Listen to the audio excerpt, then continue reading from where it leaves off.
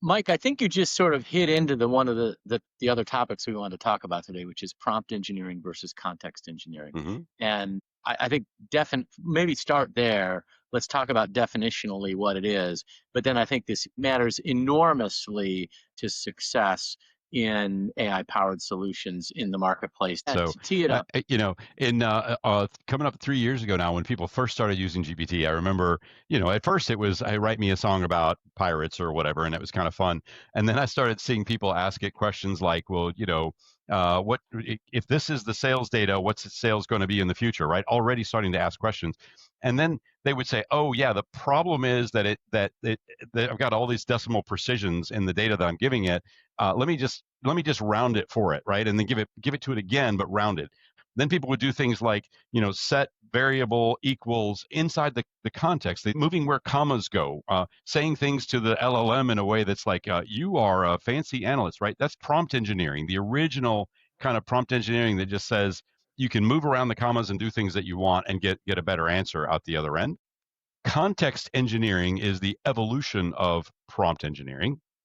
And context engineering says, when you reach out to a language model to have it do a piece of work, it turns out you're not just giving it that text, right? Turns out you're also giving it a list of tools and some settings about the variability that you want to allow it to use, and some settings about the specific repeatability of certain words, and some settings about the context that it's working in, right? The ontology of the data that it can access, right? So that's what we call context engineering. The prompt engineering is kind of moving the commas around and changing the sentences. The context engineering includes prompt engineering, but it's got a whole lot more to it now that really turns this idea of making a language model call into an engineered entity rather than saying, "Yep, I'm just going to type something and press enter." Prompt engineering, this is now an enterprise value. I'm going to go spend 4 cents on this piece of work. Let me make sure it's right, and make sure that the answer comes back in a way that I can use it. Yeah, something I would throw out there is that humans aren't very good at writing prompts, but LLMs are pretty good at writing prompts. So you honestly don't need to do prompt engineering anymore. What you do is you just start with your idea of what you think a prompt is and just ask the LLM, write me a better prompt for this. And it'll come up with a pretty good one and it'll give itself the details it wants and just throw that thing right back in there. Sometimes I'll use different LLMs, one to write the prompt, a different one to actually execute upon it. And that works out quite well. On the context side, you really want to think about the problem you're trying to get an LLM to answer so that you can give it appropriate context so it knows how to even approach a solution to that. So if you're going to ask it to do something complicated like write some code to solve a problem, well, what would you have to explain to a human who is going to do that same thing? What some of these things mean, how they interact with each other, what an acceptable range of solutions might look like, and how you want to see that put together. And then maybe it'll actually get you that answer. A couple of days ago, I was writing some SQL for something, and like 18 minutes into getting AI to do something, I was like just writing a prompt, and I was thinking about the problem and all of the logic for it. So I'm like 18 minutes into just writing the prompt, and it just hits me like I could have written this code in about 5 to 10 minutes. But I so far down the line, I'm like, well, I'm going to spend 2 more minutes and see if now that I've given it all of this information and exactly what I want the logical structure to be like, it'll get it right. And it was pretty darn close. So I was pretty happy with that. Still probably not the best use of time, but I do like seeing how far can the model go to like just one shot it. Like if I give it the right prompt, can I get this first try? The models are getting better with the right context. You can often get that. Yeah, at that point, you were pot committed, as we Yeah, pretty say much. in poker. Where does the idea, when we think about context and context engineering and prompt engineering, it's sort of a hot topic coming closely on the heels when we think about agentic AI, agents operating successfully in the business environment, the idea of memory. Because every time you sort of start the agent or the agent spins up to do something, there's this thought out there that, well, it's sort of starting all over. And many of these problems, many of these business processes that you want to support in the business environment require some level of context or memory that exists over time. Any insights or reactions on that point? Yeah. So look, I like that Anthropic definition. An agent is just an LLM in a loop, right? You're calling it over and over. Yeah. Try this out. Go to GPT, ask it whatever your normal question is. A recipe for fried chicken or something. And when it answers, just say okay and press enter. And so, and whatever that comes back, just say okay again and press enter, right? And so now you're in a loop, right? You'll see that you get nonsense, you get not useful results when you do that. And so it's not just, an agent isn't just calling an LLM in a loop, right? An agent is actually changing what goes to the LLM each time through the loop based on what came back the previous time, right? And what is the thing that changes the prompt and the context from one agent call to the next? Well, that's code, right? So you have traditional code managing an LLM, and there's a prompt, and you're modifying the prompt. There are tools, you're evolving those tools. There's settings that belong to the language model. There's the context of the conversation, the turns as they're called, from the user to the model. All of that, getting all that right is what we call the context. And what's really interesting here, Jim, is that the model providers are training their models, especially that last little bit of the training, which is reinforcement with human feedback. They're training it on specific ways for the model to work. So if you start asking questions in a way that falls away from those ways that the models have been trained, you get worse and worse results, and that's called context poisoning. So it's possible that you have a very well intended prompt that Shanti created using another model. You've got some tools that are very well intended. You pulled them in off the internet from 5 different sources that your kids came home from school talking about, and now you're calling the model in a loop, just like Anthropic said to do, and it doesn't work. It falls apart. It lies. It doesn't call tools for you. It gets confused about the task. It starts burping pieces of its own prompt back at you, right? Then that context poisoning is occurring because this context engineering is a serious problem. You do have to understand how the models themselves were created, how they were trained, and therefore how to compose your prompt in a way, your prompt and your tools and your context and your parameters and all those things in a way that lines up with what that model is expecting, and that's how you get the value delivered from it. Yeah, and this kind of goes to a topic. I don't know if we're going to hit this today, but just a little bit. It seems like organizations more and more are asking for AI literacy programs. How do these things work? And what is the art of the possible? And, starting with senior executives and getting them to understand the decisions and how they could potentially use models. But then working down, Mike, it goes directly to your point. How do these models actually work when you're giving it context, and how does it make tool or function calls?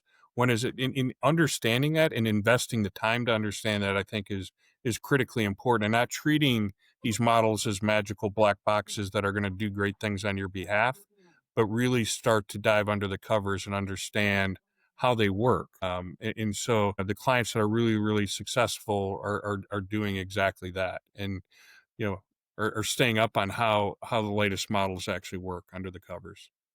That idea of context engineering, I think, is effectively what we constantly refer to as the last mile, which Mhm. is how can we bring this to life in a solution that's specifically designed to specifically do what is specifically needed for that client in that moment, ideally as an agent that is operating effectively in the enterprise. Securely, repeatably, at the lowest possible cost in the fastest possible way, right? Right. Yeah, and Explainable, auditable, Yeah. you know what happened, you know why it happened. But that bringing that context to life is unique for each business. It's not a cookie cutter. So this idea of sort of taking a generic agent and using it from business to business to business, at some level that is a great starting point, but it's probably not where sort of differentiating value comes from. Differentiating value for that business is unique in terms of the context that they bring to the agent or that is brought to the agent. And to bring this full circle to something Mike mentioned earlier, the reason you want stability in that model and you want to know which model it is running behind the scenes and that those parameters aren't changing. So you spend all of the time figuring out how to provide context in that model's language, the way that model wants to hear it, and then understanding how it's going to give that back to you so you can integrate it with your other processes. And every time there's a model revision or change, those little things, like what it does with the context and how it uses it, can change a little bit, and that's where you get instability. Well, two things about that. Yep. One, am I wrong that when they introduced GPT-5, they actually sort of took away 4? That's what And happened Yeah. and initially. that is to me, that was a stunning lack of recognition by OpenAI about what enterprises were doing in the market with their tooling to say, okay, we can take it away, and not recognize that that would unsettle thousands or tens of thousands of workflows and agent flows that were going on out there in the business. It's sort of startling that that could happen. And then I think you just sort of bled into another topic, which is near and dear to our hearts, which is the idea of agent ops. Yeah, you may not go from GPT-4 to GPT-5 powering your agent, or to the next Gemini, but there are things happening behind the scenes where the weights do get changed in a model if they find behavior they don't like, that could impact the performance of your solution. Sort of being able to keep up with that and proactively monitor the agent that's in place and sort of keep it doing, I like to do that, keep it doing what it's supposed to be doing within the guardrails, is just an ongoing thing, and doing that effectively and proactively, because there's three parties in the room now. There's the business, there's the agent that they've introduced, maybe there's a service provider like Answer Rocket helping, that's great. But now somebody else ultimately potentially owns the brain, and they can make changes to that brain, and it can change the behavior. And that sort of agent ops are continuously sort of monitoring and tuning what's going on with it. It's a new thing. It's a new role. It requires some IT skills. It requires deep functional understanding of what you're trying to do. And it requires deep AI skills. And it's not just one guy sitting in a room, sort of being the human in the loop. That's right. And into a rant good. there, but Go ahead, Mike. Yeah.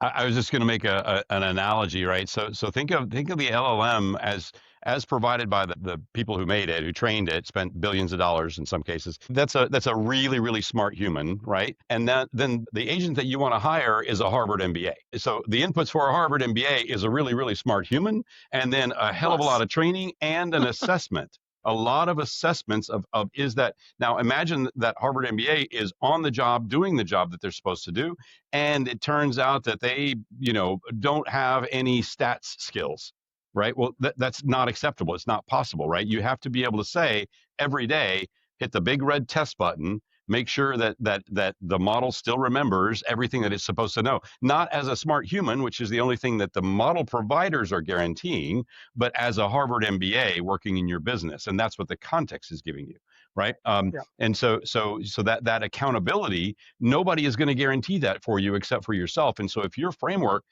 doesn't include the ability to regression test frequently, then you are going to be susceptible to the changes in the weights. And I think what this hand thing he does, I think also part of that hand thing with that Harvard MBA is making sure the Harvard MBA doesn't pick up any bad habits as it operates within the environment and keeping it on task. So just like if you were to bring in, I love that analogy, bring in a human, right? You would monitor their progress through the organization. And so treating it the same way, I mean, it's just, in some ways what I'm saying is simplistic, but that is kind of the mental model that you potentially use. Well, and I just this enjoy is me pushing keeping it on track, by the way. Yeah, that's what it was. Yeah. I'm just going to push this analogy a little further because it's fun and I've got opinions, which is, okay, so say your Harvard MBA decides we're just going to fire your whole work staff because that'll cut costs and your revenue, then you'll have better margins. So how do you decide that you don't want that to happen again in the future? Well, you could get rid of that one Harvard MBA, but he still had the same training as the previous one. So the next time you bring one in, they'll do the same thing. Or you go and talk to the Harvard Business School and be like, hey, you've been training these people to do this thing. So they change their training. You get a new one in, you drop him in the same role, but now he's doing something different than the previous one was because we've upgraded the version. So just to hop on, we are going to beat this analogy because I love this.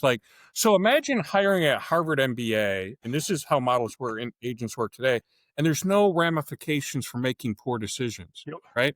They're almost like a trust fund Harvard MBA that there's no, they make things wrong. And, as a human, you suffer some consequences, right? You may be put on, whatever, probation or whatever the case may be. There's consequences to bad decisions. There's no consequences to a bad decision like an agent, this Harvard MBA, making a poor decision. Ultimately, this is why somebody has to own it. There is no world where there's nobody in an organization today who ultimately doesn't report to somebody else, and they have some level of the individual has responsibility and their boss has some responsibility. In an agentic world, it needs to be clear cut as to who the heck owns this the success and the outcomes, and you can't sort of hide behind the agent. So yeah, what I heard you say is anytime I screw up, Jim, it's your fault. As my